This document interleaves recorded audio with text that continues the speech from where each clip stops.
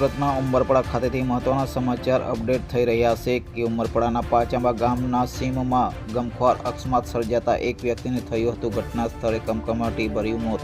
આ અકસ્માત Bolero pickup ગાડી અને સ્પ્લેન્ડર વચ્ચે સર્જાયું હતું અકસ્માત, જેમાં બાઇક ચાલકનું ઘટના સ્થળે નીપજ્યું હતું મોત। ત્યારે આ બનાવની હકીકત જોતા નંબર વગરની બોલેરો પિકઅપ ચાલક પૂર ઝડપે અને ગફલતભરી રીતે હંકારી લાવી બાઇક ચાલકના સાઈડમાં લાવી અકસ્માત સર્જાવ્યું હતું।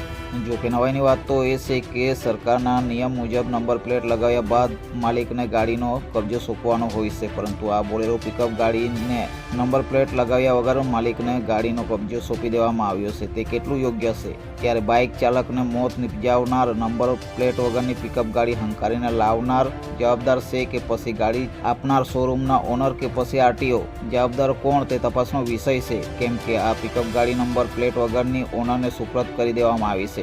આ ગુનાની વધુ વિગતવાર તપાસ કરતા સ્થાનિક લોકોમાં ચર્ચા ઉઠવા પામતી જાણવા મળી રહ્યું છે કે મરણજણ ઉમરપાડાના ડોંગરીપાડાના કોલવાણ ખાતેના રહેવાસી છે અને તેઓ GJ19BH0110 નંબરની સ્પ્લેન્ડર ગાડી લઈને ઉમરપાડા સાઇડથી ગામ તરફ જઈ રહ્યા હતા। ત્યારે નંબર પ્લેટ વગરની બોલેરો પિકઅપ ચાલક ગફલતભરી રીતે હંકારી લાવી બાઇક ચાલક રવિદાસ જોલુ વસાવાનો અકસ્માત સર્જાવી મોત નિપજાવ્યું અને બાઇકને દૂર સુધી ઘસેડી ગયું હતું।